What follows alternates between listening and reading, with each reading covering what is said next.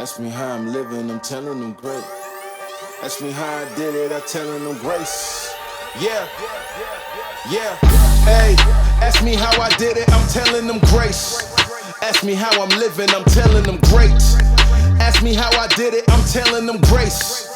Ask me how I'm living, I'm telling them great. New me, no time to waste. Look at me, you see I don't play. I keep running on out of shape. Need a hero, go find a cape. New me, no time to waste. What up, y'all? Welcome to The Real Love in Basketball. I am your co-host, Lee Towe. Yeah, I'm Daryl Towe. Hey, look, though.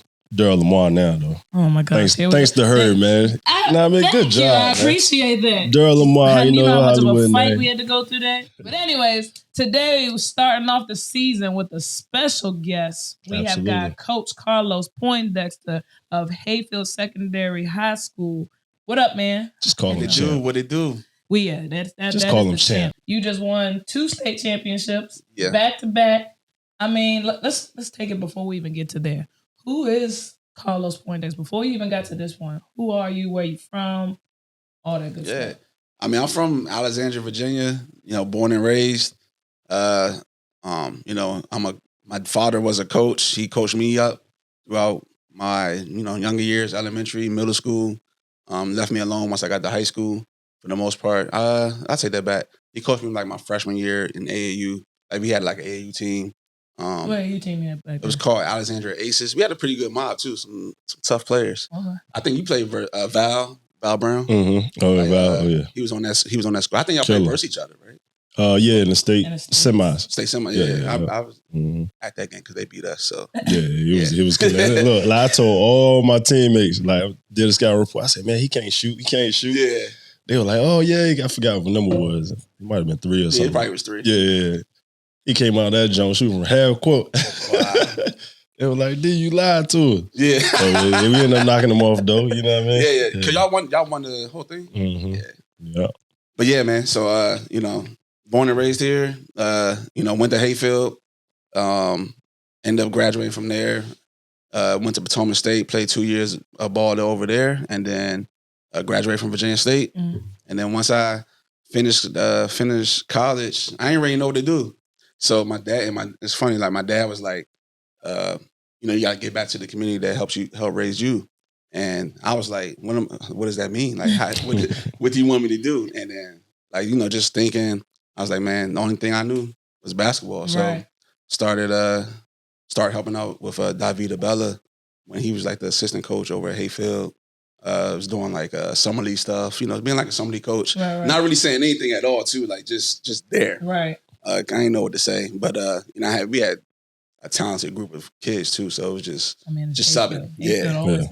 So we was just subbing. So I'm just subbing. So not really knowing how to be a coach, but as the years progressed, Coach Ronald Palmer, who's a legendary coach out in California, like 600 some wins, multiple titles, have a bunch of NBA players and all that. Mm-hmm. He came over here, took over the job, and he asked me to be the JV coach, and that's how it all started.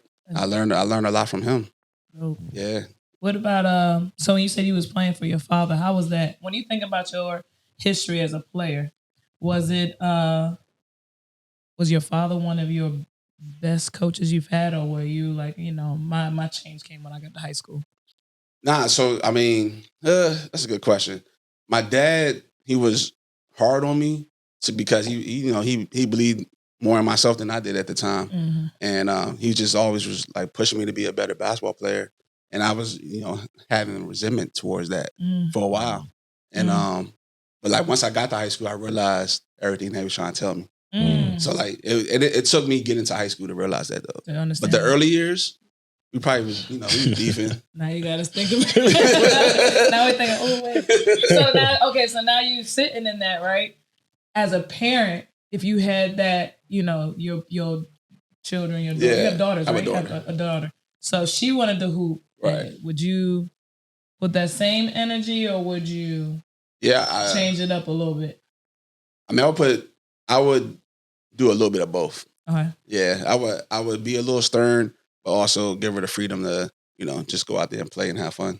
Okay. Yeah. So you think the parents that have that type of kid that like they could go? Do you think sometimes we do too much? Nah, I mean, because I see, like, you hear these stories. I just heard a story about Brunson, how him and his father didn't get along, but he's in the NBA and he's having a successful career. Right. So it's like, it's give or take, man. I don't know. It's just, I guess it goes by, depends on what family hold and the values that everyone has. I think it's one of the things, man. You just gotta push them.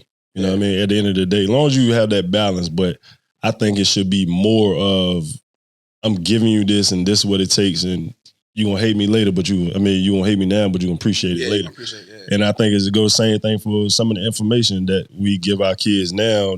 It might be feeling like it's too much because they 10, 12 or whatever, but it's pertinent. Yeah. It's information that's gonna add value to their life right now and 10 times later. And it's the same thing with sports. Push them. You know what I mean? You talking about you got a dream. Yeah. This is what it's gonna take. If you don't do it now, you can save some money because they don't really want it. I agree, but sometimes I just hear the stories of these kids who could be these phenoms and they get that push, and by the time high school, they're burnt.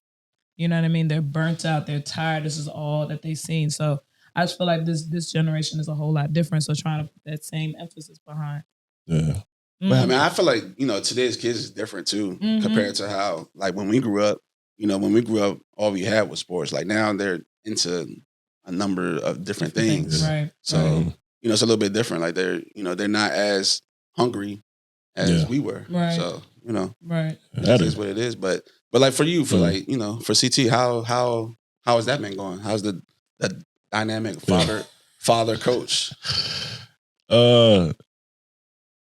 It's good times, a lot of times, but then sometimes it's like overbearing. You know what I mean? Like, I'm trying, you tell me you want this what we're gonna do, and when you slack off or you ain't going outside like you're supposed to, dog, you don't really want it. Right. But one thing that I did notice, I think we had a breakthrough moment this past weekend, to be honest. The entire time, and I forgot to tell you. But she was away in Richmond, and we was in the living room chilling or whatever, and then we was watching the game. And then whatever it was, man, I think it was just God, because I felt like I should be talking to him about the game. But, we do stuff during the course of the game. I'm like tired. I just want to sit back, relax. But then in my mind, I'm like, damn, I should be telling him something about the game. But he had said something on his own to kind of spark it. Yeah. We had like a 30-minute conversation. He had a game next day. We ended up watching the Sacramento and Golden State game and really breaking it down. And the things he was saying, I was like, okay, yeah, he ready. He played good Saturday, and let's see what Sunday look like. Right. He went out there and went crazy. But that moment, it was different. I think he felt it too. You know what I mean? Because he came laid on me and stuff like that. So that's what's up. You know what I mean? It's everybody connects at different times. Right. You know what I'm saying? Yeah. But I had a it was a birthday this morning. I got to tell you, man. See?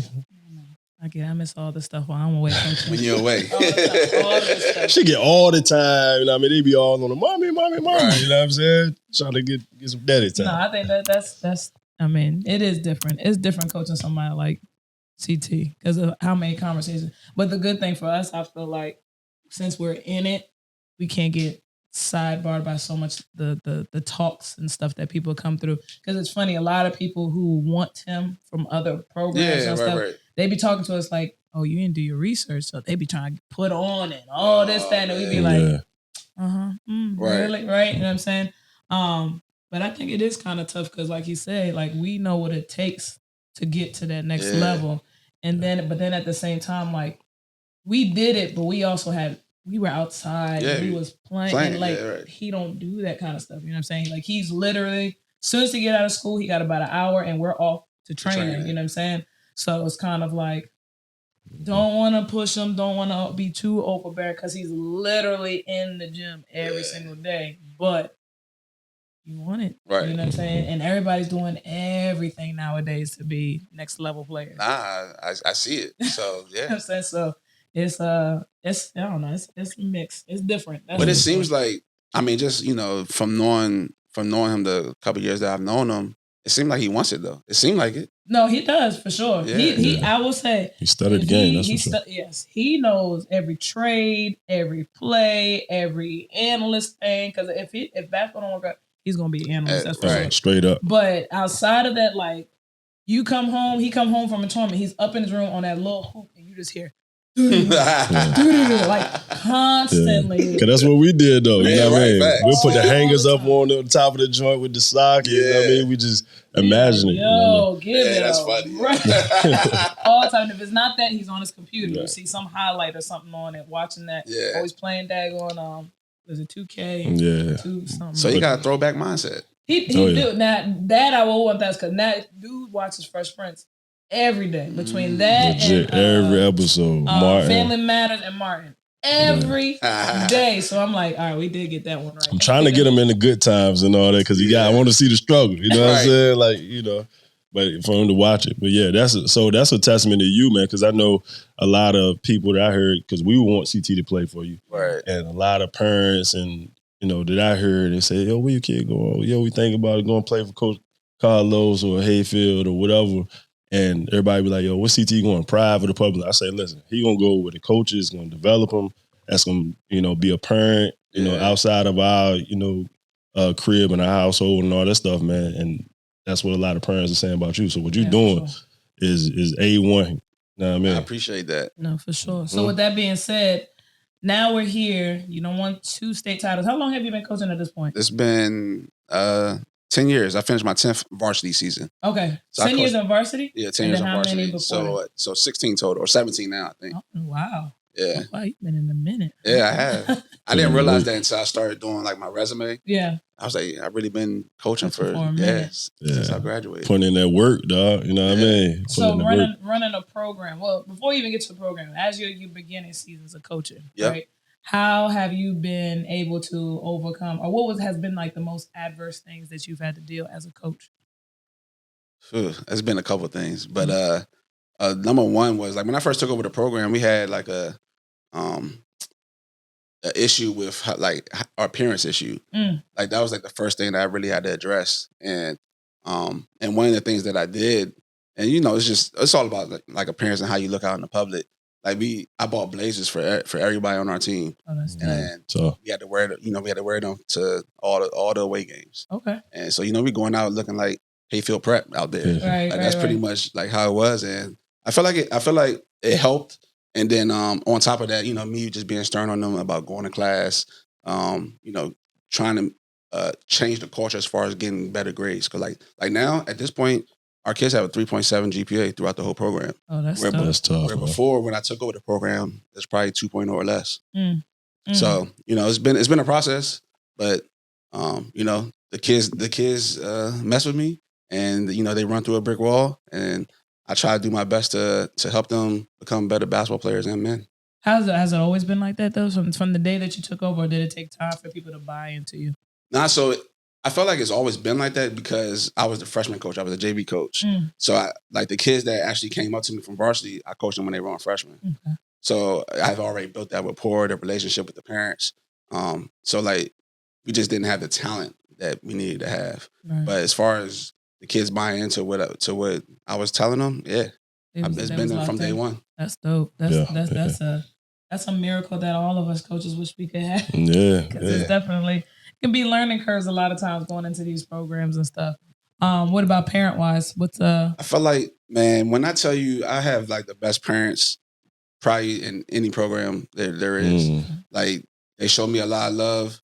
You know, they follow me wherever I'm crazy. I'm like an AAU coach. Like I go travel, go play anywhere. Right. And you know, a lot of people in our area, they don't do that. And my parents, they don't say anything. They just like when we leaving. Right. Like, that's what it is. Right. And it's always been like that. Even when I first took the job, like I first took the job, you know, everybody plays in Fairfax County.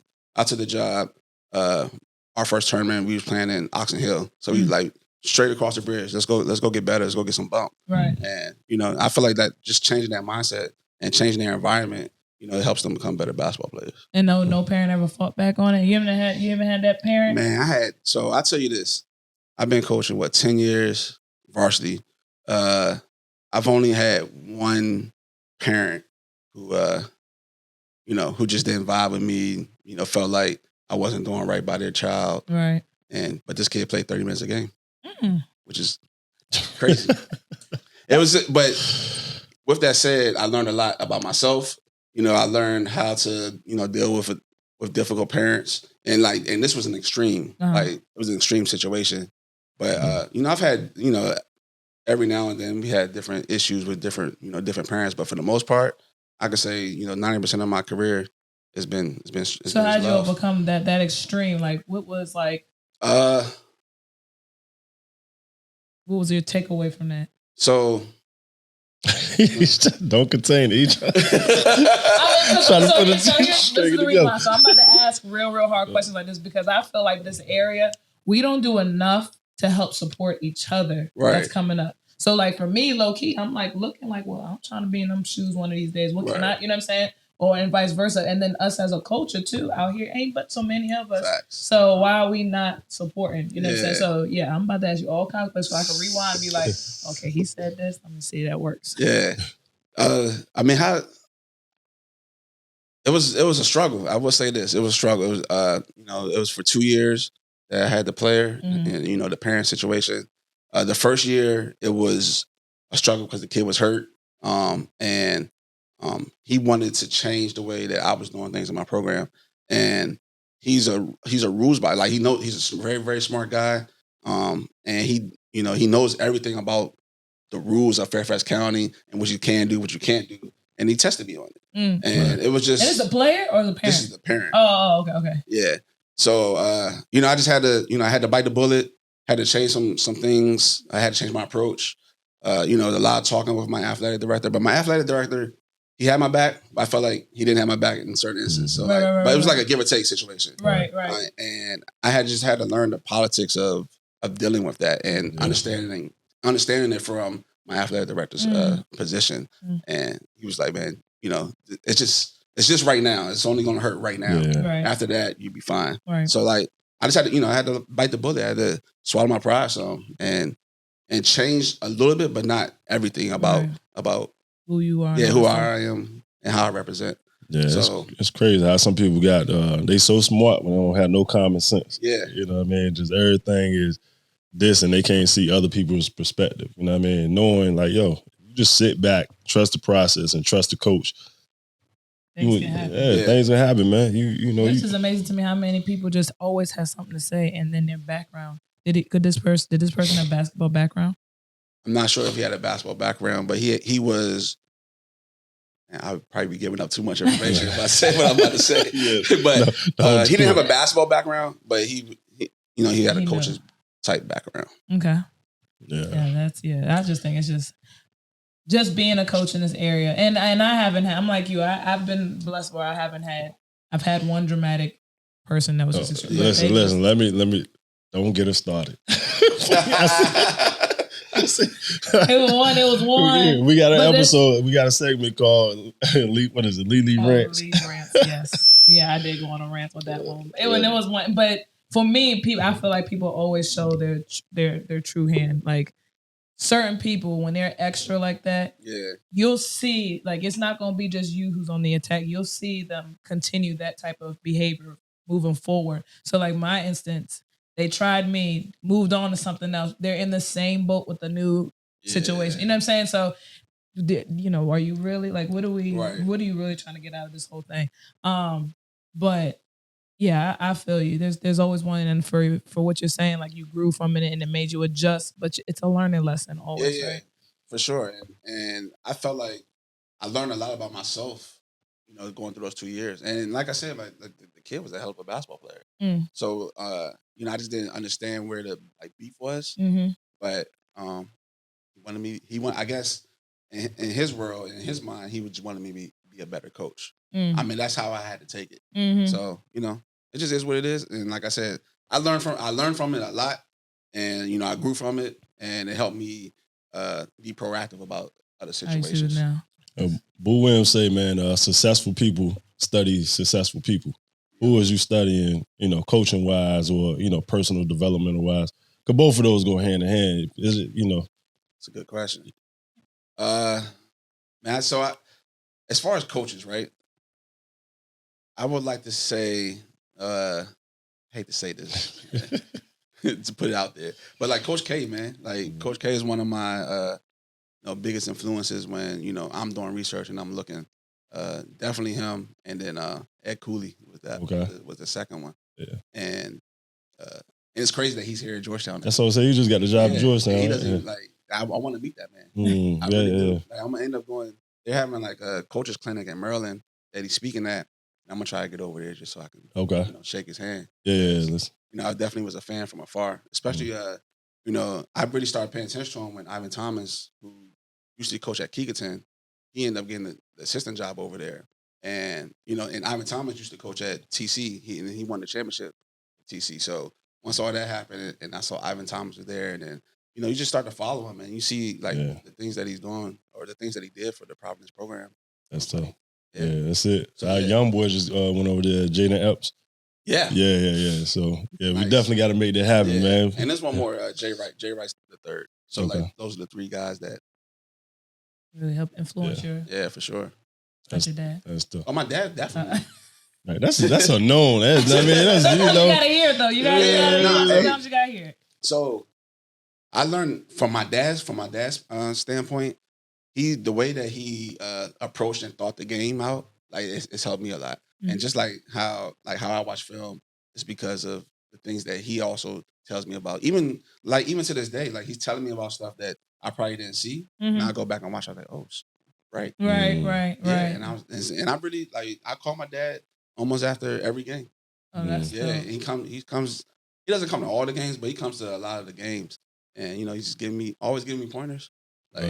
Even if I'm doing stuff right, even if I'm doing stuff wrong. Yeah, he's out there. I feel like our area, I think that's, and I was just thinking about this the other day because I think about all my friends and stuff that we grew up around this area, and how a lot of us came back, but we all have that type of dynamic with our parents. So my father's the exact same way. So I played for my dad all the way up to high school, and for me personally, I think he was my best coach, out of my high school and my college coach. No shade if anybody watches this, but I'm just saying, just because he was firm, he was fair, and he really taught me the details of the game, especially when I went through, my game-changing injury when I tore my ACL and stuff, and was still able to speak to me about the game. And then to this day, like you're saying, he shows up to games and he'll let me know when you look good, this looks good, and he'll let me know, you need to sit up more if y'all are down. So, you know what I'm saying? Stuff like that. So I think that's dope. I think our area does a really good job of cultivating that type of relationship amongst families and stuff like that. Yeah. I see a lot of that. Don't you, right? Yeah, I think so too. Man, it was crazy that you say that. It was unfortunate that I'm not going to go into detail, but on our girl side, it's a husband and wife situation. Oh, yeah. And they made it so that she couldn't help out. Oh, yeah. Which was crazy to me. And I'm like, it's like that everywhere in Fairfax County. There's somebody. There's some type of situation. And, I didn't understand that, but hey, it's neither here. Listen, but that goes to the details of Fairfax, right? Fairfax can be, Fairfax, don't take me, but it can be backwards sometimes. Yeah. Like when I think about it, and I know exactly what you're talking about. And it's just like, but I can name about 4 other schools that got a dynamic very similar. You know what I mean? So it sucks, and I thought that was dope too, because for me, they reminded me of Daryl and I on a different level that I feel like needs to be seen more. Yeah, that's what I'm about to say. You need to see that type of unity between a man and a woman, and as a couple and all that kind of stuff. And they have a great working relationship. Absolutely, I love to see it. It's really absolutely, cool. absolutely. That's all I'm about to say. It ain't like it's messy or nothing like that. It's strictly professional. You know what I mean? Everybody recognize just like us. They know, we together. But when we in training, we ain't doing nothing crazy. We been, kids need to see that, man. Right. That's when it's disconnected and dysfunctional, is more celebrated. Right. So now you got to your first state title. Yeah. What was that? What was that like? Man, that was amazing, man. Going 32-0, really winning every game by almost 25 points. I would never imagine that it went down like the way it went down. I didn't know. I mean, I knew that we were going to be good. I knew that we had a chance to win the championship because we had 5 guys returning, but I just didn't know that we were going to go 32-0 and beat the teams that we beat. And these are all the guys that stayed with you all 4 years, right? From the beginning? So, yeah. It started with Braylon. I had Braylon since a freshman, Braylon Wheeler. I had Ashton Pratt since he was a sophomore. So he was there as a freshman, played freshman, and then his sophomore year he transferred out. and end up transferring back because of a curriculum issue at Word of Life. Mm. So then he transferred back, which is a blessing for us. So then I had him ever since he was a sophomore, and then I had the three guys, David King, Greg Jones, and DJ Holloway. Had all three of those since freshman. That's dope. Yeah. And so once you got across that, was there any point during that first season, like you started winning, you were like, oh shoot, we might have something? Did it make you nervous every game after that? Like, now I don't want to lose no more because we got good traction. Yeah, I mean, I never thought about it like that. For me, it was just all about just trying to be 1-0 at the end of the day, like no matter what. And I've always been like that. You're just trying to win the game that's in front of us. Try not to look too far ahead, look too far behind. Dwell on stuff.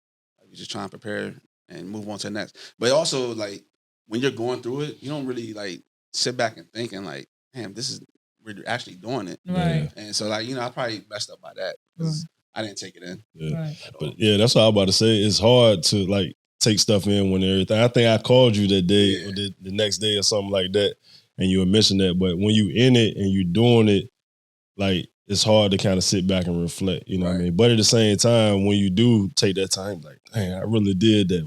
We did something special. Right. Like, I am that guy, man. You know what I mean? Because you're a humble guy. You know what I mean? Sometimes, and I'm speaking to myself too, like this year, I say, you know what, man, I am doing some stuff, man. Yeah. Like, you are. Yeah, I am that guy. But, my point is, like, when you're doing it, you're just doing it because that's who you are. That's what God bless you with. But outside looking in, we're like, yo, dang. He's doing it, you know what I mean? So, So with the players that you had, like, how could you cultivate such strong players to be able to show up and show out every single game? Because from what we see through trainings and then even me coaching and us coaching AAU and high school, like, you just see the mentality to like have kids that just want to fight every day in this game is so hard to come by. You know what I'm saying? So I would like to say I've been blessed with that, but I guess it has something to do with me. I always just stress like, yo, we're not gonna go out here BSing around. Like we got to play hard because we're not good enough as individuals to just go out here and just show up. And after a while, it really just started like they really started listening to me. Our practices be very intense. We get after it. Even on like days where we're not supposed to get after it, we still get after it. Right. And and our practices be tougher than our games most of the time. And it's because our guys is really getting after it. We're really competing, and we make everything competitive. So like everybody's trying to win. Nobody wants to lose. Yeah. And I hated losing. So right. I guess I instilled that into those guys. Do you have true hoopers on the team, or do you have players who giving you that same amount of energy, but their first sport is football, their first sport is baseball? Because I feel like that also is a difference too when you have a passion behind. So in the past 3 years, I've only had like 1 or 2 football guys. It's always been the opposite. I've always had 6 or 7 football guys that play basketball as well. Over these past few years, I've only had 1 or 2 football guys. But like I said, my point guard Braylon, he played football, but he loved basketball. So even though he was probably a football first guy for 4 years, he put as much time with us as he could, and he showed up, and he was the leader. He was the leader for us. So you got him as the leader, and he not BSing around, and he giving it his all, and he's going to flag football. Passing league football and coming back and still dropping 20. Yeah. Like can't argue with that. Yeah. That's like a Brian Collins was very similar. Same situation. Right. I think I knew last year, halfway through the season, or kind of like towards the beginning, when I seen y'all, I was like, yo, oh yeah. They gonna win. I knew that. He came on talking about that David. Yeah. He was like, yo, homework. Yeah, it was amazing, man. I'm talking about getting boys all over the place, but this is the thing. I'm like, yo, he's not like I want to say a real basketball player. All I'm saying is he did what he did very, very well. And then that's how your team was. You see some teams who, they dunking all over the place, or they gifted athletically, they straight hoopers. But then, if you know anything about the game, certain players just play really well together. They don't have to be the tallest. They don't have to be the fastest. They just need to play their role, play hard, play certain ways, and be coachable. And when I seen that, I said, yo, they gonna win the championship. Yeah, I won it. And then I say, who you think? Hayfield, man. They're gonna be around for a minute just because like that aura is it's just different. I told you me and CT was watching the Warriors in Sacramento game. So national, I'm like, yo, the Warriors will win it. But I never seen Sacramento play until that night I'm talking about. I'm looking like, yo. Don't be hating. Oh, y'all might be in trouble. We still have a chance, okay? Did y'all win the second? No, we didn't. So they didn't? Yeah, oh, yeah, yo. They different. They've been often when you even look at the stat and the statistics, stats and everything is just the state is off. When you watch the game, Sacramento is playing better. No, they are 100%. 100%. Yeah. 100%. And they scrapping up. You know what I mean? Like, I was impressed, man. You know what I mean? Like, I was impressed with Hayfield. Like, y'all just played different. That's how I said. Yeah, I appreciate it. And you know, you brought up David King. Like, David's my favorite player of everyone that I've ever. I won't say everyone, but yeah, he's top. What makes of my him so list. Special? Because he understands who he is, and he doesn't deviate from it, and he gets the job done every single night. That's what I love. Like, you could fuss him out, and he probably still just. He don't hide. He go out and compete, and you know he just do his job. Like he's just one of those guys that just do his job, and you know he doesn't do a lot of complaining. You know he's a terrible practice player. Like it's crazy the effect that he has on a basketball game because you would never know if you ever watched us at practice. Yeah, it's just different. Turn the lights on. He ready to go. Lights come on. You're a different animal. Yeah.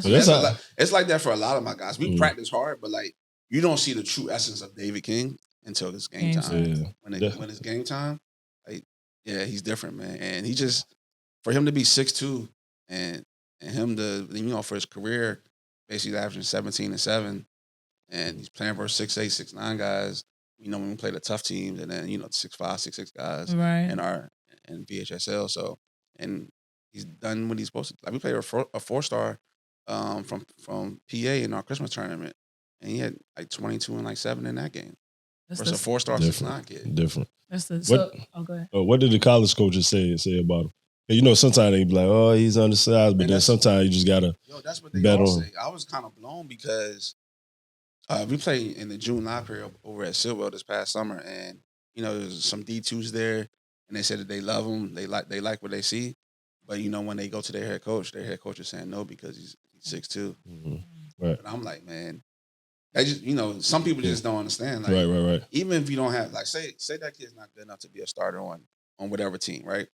If you putting this kid in as a role player, and he's going versus other role players, he's going to dominate those guys every single time. Like he's going to help your team win basketball games. Yeah. Because 9 times out of 10, you probably have a 6'7", 6'8" big dude, and he's going to kill whatever other person that's guarding like all 4 men. He's going to kill them. Right. Like the footwork is amazing. I think you got to be able to see that. You got to be a special coach to be able to see potential. You know what I'm saying? I think a lot of times a lot of kids get passed over because coaches don't see that potential that they can really put into a game with certain kids and stuff like that. They just need a top player, the athletic, everybody wants fit the bill. Yeah, everybody wants that. Right. They want their measurables. Right. Instead of working on, I'll take the one that's going. I'll take a David King any day. Any day of the week, I will take hands David down. King. Hands down. So with that being said, what would be your advice if you see new players wanting to come play for you? Yep. And David is your favorite type player. What would be your advice to these upcoming kids that want to come play for you? What would you say to them? Hopefully they're ready to play defense. Like, you got to play defense in order to play for me. That's the only way you get on the court for real, unless you're super special. Right. You got to be super special. But besides that, like, you got guard. And I mean, because we live off guarding people and getting stops. And I would call it stops and buckets. You got to get stops and you got to be great in transition. So, you got to be able to run and do those things. But, like, you got to play defense. What about character-wise? Character-wise, so I feel like that comes hand in hand.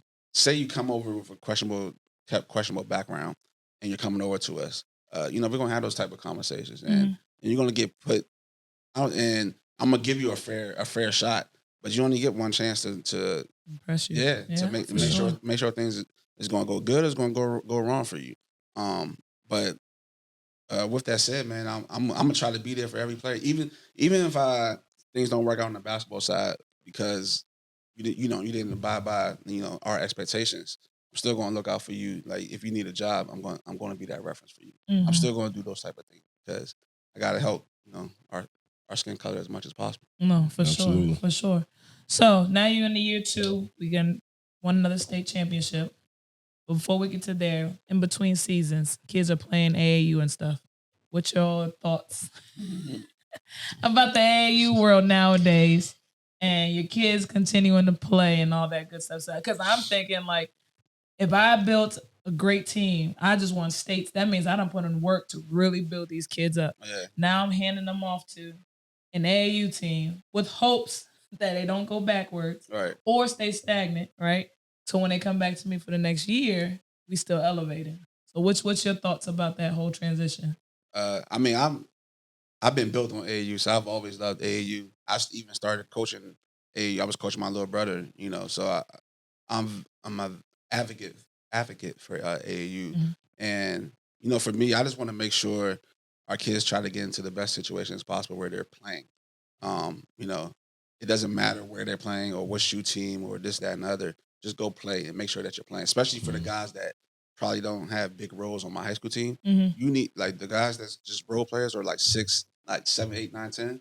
Like, those guys need to go find a team where you're going to go play, get a lot of minutes, and learn how to, learn to make those mistakes and not get pulled out. Right. Where with me, you're gonna get pulled out because you made 1 or 2 quick mistakes. Mm. Right. Like, so you gotta go through those progressions and learn how to fight through those situations. I think that AAU is it's a necessary evil. It really is. And the coaches who don't play ball with it, they get left behind, man, for real. Mm. And I think that I'm all for it. I push my kids. I get mad when my kids don't listen to me about the team that you're supposed to go to. Mm. They're trying to, go to a team that they're probably good enough for, but you're only going to be a small role on that particular team. Yeah, all their friends playing there. But the part that I hate is that they come back to me in June, like, I need to find a team for July. And I'm like, yo, I told you in March, right? Go to this team, right? You'll be fine. Right. I set you up straight, right? And it never fails. Like, when a kid don't listen to me, it always ends up in a bad situation. Every single time. Every single time. It hasn't felt yet. 100%. 10 years. Right. I feel the same way. Same way. I'm like, yo, just listen. Like, if you listen to me, you can be fine. Right. Yeah. Especially you would think that they will see you got the clout. Yeah. like, right. I've turned out this much. Why would you not listen? But to they me? still, I don't think they recognize, like, what it is, though. You know what I mean? Because they get so much, or they just, I mean, at the end of the day, they're kids too, though. You know what I mean? Yeah. But to understand, like, the moments, I can think back to moments when, somebody told me something, I'm like, and I do the opposite, you know what I mean? But, it's different. But at the same time, how do you feel about, like, the Twitter stuff? And I know I just switched gears like a month. Hey, forgive me, I just drew a blank. Oh, no. Hey, before you get to that, before you get to that, the one issue that I have with AAU though is, let's say my players, once the season ends, it's only been a few AAU organizations, a few guys, like, I don't get the feedback, like, what schools were reaching out to you for my player. Yeah. Like, I don't get that type of feedback. Yeah. It's been a selected few that's done that over the years. Well, if you ever have any come to C-Tab, I do that all the time, just for the record. Yeah. Just want to let you know. It seems like you got a great relationship, though, with a lot of coaches. I go see all my players, whatever team they on, Right. I go to their AAU practice. Just go show my face. Do you wish that you were still coaching AAU? Of course. Do you? Yeah. Why you're not? Oh, I don't do it because of my wife. She said that's too much, man. She told me to pick one. Yeah. I mean, listen, I don't blame her, because being in it, like, this is what my 7th season. That joint's non-stop. 7th season, going back and forth. Holy smokes! Like, right. I'm feeling it now. This year, I am feeling it. I mean, my squad is tough too, but it is a lot. Yeah. I would love to do it, man. I mean, and we'll see. She said pick one. She did. She told me because when I was coaching like freshman JV, I was still like kind of coaching AAU as well, and it was just getting too much where I'm at Hayfield, and then 95% of the time, and then you're out, and then you're traveling. Right. No. So like our whole spring summer, I'm out, Mm-hmm. and then this is when Stan King over at Cardinals, I was coaching over there. Oh yeah, and he had us in tournaments every goddamn weekend. So it was, it was just one of those Yeah. type of things. And so she told me to choose one. I wanted to be a high school coach, and I'm still trying to strive to be a varsity coach. Yeah. So I chose that. So it's just a quick segue, since this is Love and Basketball, and we do marriage and faith and relationships and stuff. Yes. When you started high school coaching, was that a thing already with your wife? So I'll say when I started, I actually had somebody come to me and say, hey, coaching high school basketball is going to be a lot and it might be heavy on your marriage. So you need to create balance. So was that ever something that you was concerned? No, I wasn't concerned. But David Houston, he talked to me a lot about that. Can I just say, he was the one who talked to me about it too. Okay. That was exactly who came and talked. We went on a bike ride before, so that was like my older brother since I was younger. And when I got into coaching, let's go for a bike ride, and he gave me a long Shout out to David, man, over in West talk Palm. about. He definitely, he sat me to the side. We talked for a while. Mm-hmm. And he told me, like, you gotta have some type of balance with this. Right. But I'm an energetic coach who wants to win and wants to put together the best program possible. So, like, I didn't adhere to everything that he was telling me at the time. Mm-hmm. But as the years have gotten, as I've gotten better with managing my own time, I see everything that he was talking about. Yeah, for sure. Oh, I just was blessed that I ended up marrying somebody who does basketball. So, my wife doesn't care about basketball at all. She didn't play? Nah, she didn't play. Okay. She just shows up just to support. Yeah. And it's only for her home game. Like, she comes to our home game. So we go to no away games. Mm-hmm. And, now my daughter's into other things. So she's spending all her time over there with her, making sure that situation is right. good. No, I get it. That was just a blessing that I had. Right. Like, I listened. I was like, I hear you, but he's a hooper. So no, it's funny, like, because when she used to come with me to all of, like, when I was coaching like summer league, she used to come with me to all those games, and she was like, I can't believe that you actually started coaching, because, like, I really was not saying anything during. She was like, you're not saying anything. I was like, I don't know what to say. It's funny, like, from that standpoint to where I am now. Yeah. Now I can't shut up. So would you think about now that you're in it, college comes and says, hey, we want you at that next level. Yeah, that's what I was about to say. Like, you want to do it? Yeah, that's the only way that I'll stay coaching. Oh, really? Mm-hmm. Yeah. You won't stay just in high school? Some people like just want to stay in high school the whole time. So you would go up to the next level? So I guess I feel like I'm at the point where I've done everything I possibly could for Hayfield High School. I know that's right. And, just for Northern Virginia, period. Like, just trying to put on. I mean, I could still do more to put on for Northern Virginia. But as far as, like, for Hayfield, I feel like I've done everything I could. I reached a plateau of can't go any higher than where I am or than where I'm at. So, I feel like that's what's next. Hey, college coaches, y'all heard that? Get at him. Get at him. He's available. Yeah. He's available. So we'll see, man. But, like, me right now, I'm at Hayfield. I'm still enjoying my time. I mean, I don't know how long I won't be there, but I'm at least going to be here next season for sure. Yeah, that's good. That's good. So now we get to... I want to hear about the Twitter. I was about to say that. Well, now we get to this segue with the Twitter rant. Yeah. So Daryl has a thing about Twitter now. Yeah, I had to unfollow some folks, man. And it was just like, I ain't even on there like that, but when I get on there, it's just too much. And I think it started, and I could be... Don't name drop. No, I'm not. Hey, I'm at the point. I'll name drop. No, but look, 3 years ago, you'll see it. Everybody's like the guru or giving, motivational or their opinion on something. That's how it kind of started. Right. And a lot of it was a lot of truth to it. You know what I mean? And I think it did its due, but now it's like ongoing. Like every time a person get on, there's always something negative or some type of... Specifically out here in the DMV. So you'd be looking... It's everywhere, but it is out here. And it be amongst a lot of these dudes out here in the DMV. And I can't... Oh, first of all, I would never gotten on Twitter if I never coached high school. That is the only reason why I'm on Twitter. Because I coached high school. Same. So that's the only reason why I'm on it. So now I'm on it. And it's like every time I see pop-ups, it's somebody saying something about something. And I'm like, y'all got nothing better to do. And it's back and forth. Mm-hmm. Constant just stuff. So what's your take on Twitter? I wish I could name it. I feel like I know who you're talking about. And I just feel like, he wakes up and he has something on his mind and he speaks it. Let it go. Yeah. And, you know, some things that he says is great, and some things that he says is off the wall. I ain't gonna hold you. Yeah. And I'm, you know, and I know him. We have a pretty good relationship, and you know, and yeah, sometimes he says some off the wall things. Dang, you know it's bad if you say him like. I don't know. We could say she. But Nah, I mean, but that. My But point nah, like, is I that's mean, how you know what I he mean wakes crazy up, it is. You know what I mean? and especially lately, like over the past 6 months, it's been on another level where he's saying some outlandish things, but he's also saying he has a lot of truth in some of the things that he's saying as well. Yeah. So you know, it goes hand in hand for me. It's entertaining sometimes, Right. especially to hear you see the backlash of some of the things that he says. Right. So, like, you know, I be at work, so Twitter's my entertainment when I be in the office, man. Yeah, I'm just saying, yo, how balanced. It's not just like, him though.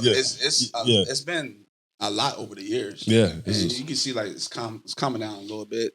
Yeah. But you know, you got a few that's still going crazy with some of the things that they say. Yeah. And yeah. So I don't know. I mean, I don't have a real feeling about it. It just is what it is. Yeah, that's what I'm saying. Like, it gets the people going though. Yeah, for sure. Like internally, I'm like, yo, this joint is. But then, like I said, it'd be true. So I just like some of the stuff he says, it's real fact. Like it is. Like it's hard truths for some of the stuff that he's saying. Right. I have like 3 different people in my mind. So when we get off, I need everybody to clarify what we talking about. I only got one person. I mean, I have me too. Yeah. It's like, and I'm gonna name drop this one because Sherman's my man. Oh yeah, that's like, my guy too. So sometimes Sherm be saying some crazy stuff. Shout out to Sherm, man. That's my guy though. Yeah. But yeah, Sherm funny. Yeah. The one thing that Sherm, me and Sherm, we're both, at the top of what we're doing right now. Mm-hmm. You know, we go about it 2 different ways, but it's nothing wrong with how he's doing it. But I swear, every year his player is the best player in the state. Yeah. Every year. Mm-hmm. I'm like, how's that possible when I got the guys that I have on my team? Right. But, yeah. it just is what it is. It's funny banter, man. Yeah. Like I said, he's doing a hell of a job over there at Patriots. Yes. Yeah, that's my guy too, man. Shout out to him, and they should win the championship next year. No, as long as they stay away from us. I was about to say, that's what I'm about to say. Can we get a game? Is that possible? No, there's a way the districts and everything is set up nowadays is dumb. Like it's not like back when we talk about this all the time. When it was 1A, 2A, and 3A, where you just had to go northern plates. They're changing it this year. Oh, again? Yeah. So what? So now you know how like for Fairfax County we play versus or our side plays versus the northern side of the region.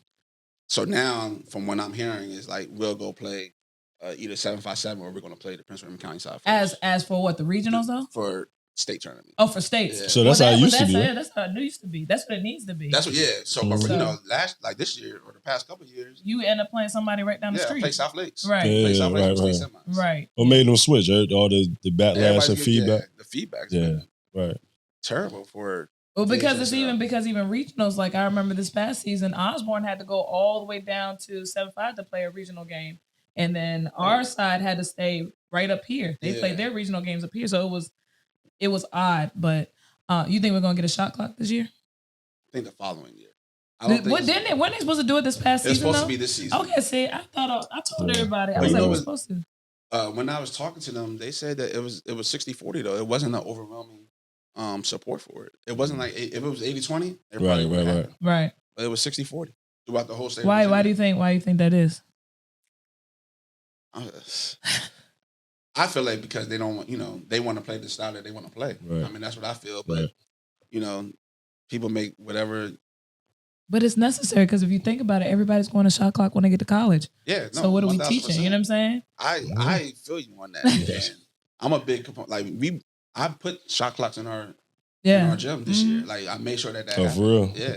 That's tough. So like and that was like the last thing that my athletic director did before he left. Mm-hmm. Like we made sure we got shot clocks in there. No, that's how we practice too. Like even if we not gonna be playing, like I'm at the point like I'm trying to host events at our school, and instead of us always trying to come over here, like y'all come over here. We got a exactly. facility. Right. Yep. It's big enough to hold whatever. Right. And like I said, I put the shot clock in, so hopefully this year, next year, we start hosting most of these events. No, I definitely think shot clock's needed. Like I was watching a game, I think it was Madison Oakton, might have been. and their final score, ask what their final score was in their game. 28-16? 21-24. Because they played a game where both of them was coming over half court and was holding the ball. Yeah. Like a whole game we doing this. So I think, and again, I just think, like we said, if for me, you got to train your kids up to be prepared for the next level. Putting that shot clock in is an eye opener for all these kids. Is going to the next level. Can't duck that smoke, man. You know what I mean? It's gonna happen eventually. You know what I mean? Like when we that's why I love going to play across the bridge, because like they're using the shot clock every single time, and then some of the tournaments that we went to, we make sure that we go to the tournaments where they're using shot clock. Like it's good for our players to play in that environment, and we can really play our style of basketball. Of basketball. Right. We know that we're going to get that type of game where nobody's going to be holding the basketball. Right. So like that's what I love. I remember, man, it wasn't last year, probably the year before last. I said 28-16 because it was Fairfax versus South County. The game was 28-16 at the end of the game. I was like, how is that possible, right? How is that possible? Yeah. Especially to know the type of team that South County was, right? And what Fairfax was doing, but it's just it is what it is. Yeah, man. And the same thing for whoever, like Madison is a typical team that holds the ball for like 35-40 seconds until they get the shot that they want. Yeah. So hey, hopefully they change this thing. Yeah, it might make me stay a little bit longer if that happens, because this game's gonna be at a whole nother level. We need that expertise. So what is, as we get ready to close out, what does before we do that, let me ask you this. And this is kind of just a random philosophy wise, if I'm a parent that's coming to play for you, or my child's coming to play for you, what's your philosophy to your parents? For me, like I would, if I was talking to a parent, I would just let them know that you're going to get all of me. I'm going to, treat your child like he's my son. And, we're going to make sure that on the academic side and on the sports side that he's going to be as top of his game as possible. And we try to ensure that and make sure that happens. And he's, when he comes and plays on the court, like he's going to play at a high level. He's going to get seen. He's going to get notoriety. And if he does what he does on the court, sky's the limit. Do you have a open door policy for your families? Oh yeah, 1,000%. Do you? Yeah. I have two things I won't talk about: playing time and how I'm coaching. I don't have those type of like they don't come to me with those type of things. They're well, I'll take that back. Like playing time, of course, everybody has a problem with playing time. Right. But when the past 3 years, we're 75-3 in the past 3 years. Right. How you can't say anything to me? No, 1,000%. 1,000%. Like we're on another trajectory of what we're doing. So if your son is the 13th man, he's not going to play some games. Right. But we're winning by 25. Your son's going to get in. Right. Hold on, go back. We can't skip over that record. Like, you know what I mean? 75 what 75-3? Yeah, 75-3 over the past 3 years.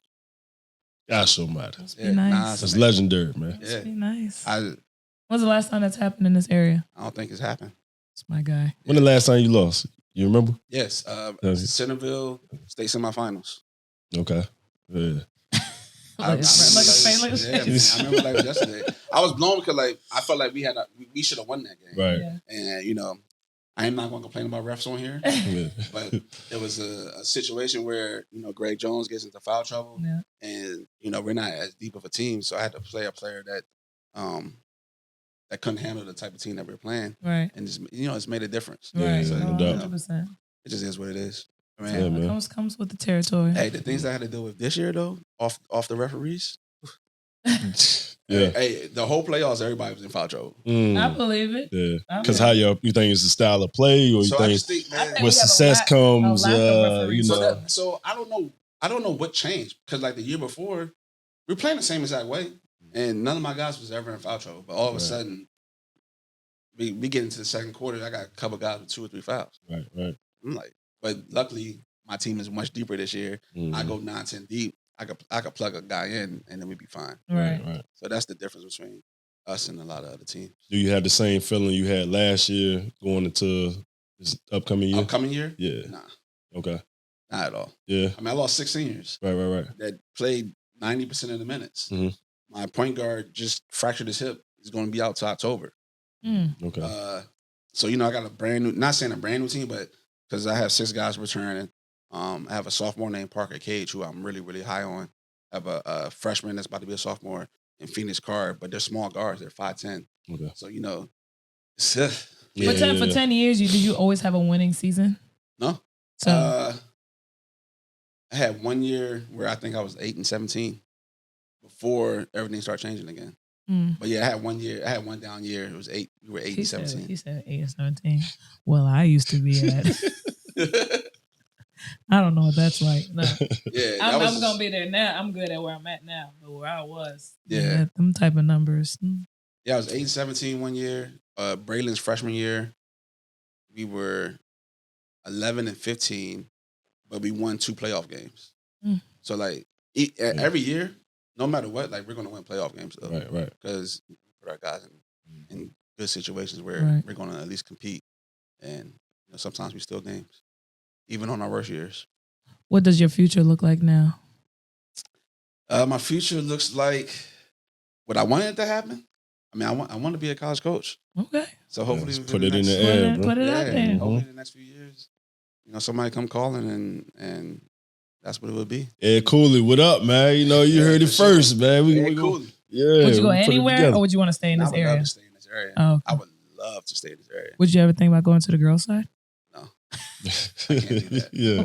Why? I hate. I mean, just no disrespect, but I can't do it. It's different. I see. Just on the outside looking in, I see what coaches go through. Mm-hmm. Like, I mean, I could put up with the stuff dudes go through. I can't put up Yeah. that females Go through. Yeah. That's true. It is different. And you gotta be a different type of coach to be able to deal with females on that level. Even though I feel like in its purity of the sport and how they play, they're much better skilled basketball players. Mhm. But for me, somebody else asked me that question too. And I don't know, man. What if your daughter wanted to play? I would coach her. Okay. Yeah. That's I would it. definitely do the little league stuff. Okay. Coaching. Courtney, you know, because Courtney is, I don't know if he's actually coaching his daughter, but he's involved. Yeah, no, he is. And you know, it's cool to see because I was like, man, I wish I had that with my daughter. Right. So, all right. So last thing, 2 things. What's some coaching advice that you would give to up and coming coaches, and what would your advice be for some up and coming players? For up and coming coaches, you know, I'm talk to like a Trey Ford, Coach Joe that used to coach at Centerville. You know, those type of dudes. You know, they're coming in. You know, they're trainers first by nature. You know, just always put your kids first, and make sure that they got the school part down first. Like, make sure that that's set no matter what, because whether they perform enough to be a Division I athlete or not, they're still going to have opportunity to go to college. And you got to make sure that you're doing everything possible to put your kids in school. Like, that's another reason why I wanted to become a coach, because how great was, he didn't really necessarily help us get to school. Right. Like, great coach, No. legendary. Yeah, for sure. But you know, he's not helping guys get into school. If they're not calling him, he's not making the calls. Right. Where for me, I'm on the phone almost every single day, trying to help one of my kids. Yeah, trying to help other kids. For sure. So that's good. That's different. What about the girls' side? I don't have relationships with girl coaches. I don't know. I'm saying right. She said trying to. No, I'm talking about I don't have relationships with college to help that side. No, I'm talking about for advice for the upcoming female coaches that you know. Same thing. Yeah, same as applies. You know? Yeah, that's just for all. I mean, I'm just saying. I know Coach Trey is a young coach. He's, right. And then Coach Joe is trying to get back into. Trey's over there at Edison, right? Yeah. Okay. And then for all the young coaches, though, you know, man, put the players first. Make sure that they're doing right in school and do right by your players, and do as much as possible to try to help your kids go to college if they want to play basketball in college. Absolutely. So then, what would you tell players? Somewhat of the same, like, you know, make sure you listen to your mom and dad, get that situated. And then when you're at school, man, just you make sure you represent yourself, your last name the right way. Like, I feel like that's very important. And then when y'all on the court, man, just give it y'all 110%. And you know, compete at the highest level, and grind every single day. Oh, Whether it's bars. whether it's good, whether it's hey, whether you want to have good days, you want to have bad days. But continue to absolutely, grind. absolutely. Is there anything that you want the world to remember about Coach Carlos Poindexter? I guess for me, man, I'm just happy. I'm just happy that I was able to do what I've been able to do for the Hayfield, for the community. I'm glad that everybody got to see that. We brought out so many Hayfield alumni to come out to the program. Now they're giving back. It's amazing to see what winning does for a community. Absolutely. And we brought it all together, man. Yeah, And especially when you do it the right way. Yeah, you know what I mean? and I feel like I've done that. I've done everything the right way. 100%. I've done everything the right way, man. 100%. I have not done no wrong. I've done right by almost every kid that I've ever coached. And the coach I've ever seen and studied that's doing it on a high level, including the Coach K's, the Coach Cows, and all the Boo Williams. Right. The same thing. They put the players first, you know what I mean? It's like they built a culture and, everything else took care of itself. And you can tell it, you can see it, you know what I mean? So it has a little positivity. Every time I hear your name, it's just nothing but positive stuff that we hear. So it's dope. I do right by people. That's not I always show love. I've shown love to everybody. Even if I probably don't have like a great relationship with you, like on a personal level, like I'm gonna show love to you because that's just how my mom was. Right, I just take after my mom. No, starts in the household, man. 100%. 100%. Well, you can't retire until CT decides where he's going, just for the record. Yeah, for sure. If I'm still gonna be, I don't know what the future is gonna hold. No, but, I know what I want to do, and if it happens, it happens. If not, I'll still be at Hayfield, still trying to become a powerhouse. Do you ever think you have any end date to your coaching career at all? Nah, I don't have an end date. I know, like I said, I know that I'm gonna be there for at least 1 year. I can only take it 1 year at a time, and and just reevaluate after each year and see how my family's doing. If I need to be home more, I might have to start doing that. Who knows? But I feel like I have a great team, a great assistant coaches. I don't need to be at every single thing that I used to be at. Like you're talking about 17 years nonstop, right? Doing everything for the whole program, right? Yeah, you got an all black staff, right? Yeah, well, I have a Spanish. Spanish. Okay. How Spanish? How was that? I mean, because a lot of times, people may look at it and assume it may be chaotic because that's, but to be able to win at a high level and also getting along and doing some of the things and being successful, how has it been to change? What do I mean? Hayfield, one of the most, I think, minority-led schools in our Fairfax County area. I feel like it's the most diverse. Well, okay. Yeah, I could say as far as like all the schools in Fairfax County, in my opinion, it's the most diverse. Yeah,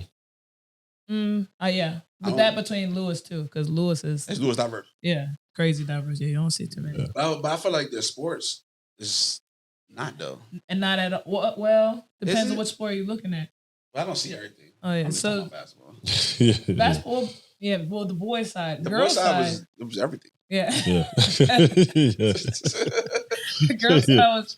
I think it is. It's a very, very, very diverse. So it is diverse. So yeah, because when you had, well, at least for us, when we came out of the tryouts, I was like, I had people from so many parts of the country, the world, that I just was like, oh, I didn't even know that existed. So, but I do think Hayfield is strong. I think Lewis is right there too. But I feel like that. I feel like you having a staff like that at Hayfield is going to be more widely accepted than if I were to have that staff. You know what I'm saying? Yeah. No, I feel you. And and one thing about us, or just about our program, like we've run the most well-oiled machine program there is in Hayfield. Like, and there's no shot at anything of anyone, but just talk that talk, bro. But just how we've been able to cultivate everything around Hayfield, even from the color changes. Right. Like we used to be orange and blue. Oh, really? Yeah, that was our okay. colors. I didn't know that. Yeah, we were like West Springfield colors.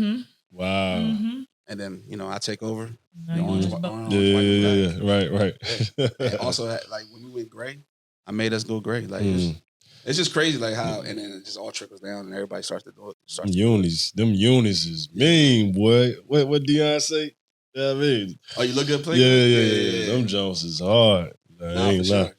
But man, Thank y'all for having me, man. No, Yeah, appreciate it. We appreciate you coming out. You guys stay tuned for the next Real Love and Basketball episode coming up. Check us out, subscribe, and we look forward to rapping to y'all soon. Peace. Yo. Ask me how I'm living, I'm telling them great. Ask me how I did it, I'm telling them grace. Yeah. Hey, ask me how I did it, I'm telling them grace. Ask me how I'm living, I'm telling them great. Ask me how I did it, I'm telling them grace. Ask me how I'm living, I'm telling them great. New me, no time to waste. Look at me, you see I don't play. I keep running on out of shape. Need a hero, go find a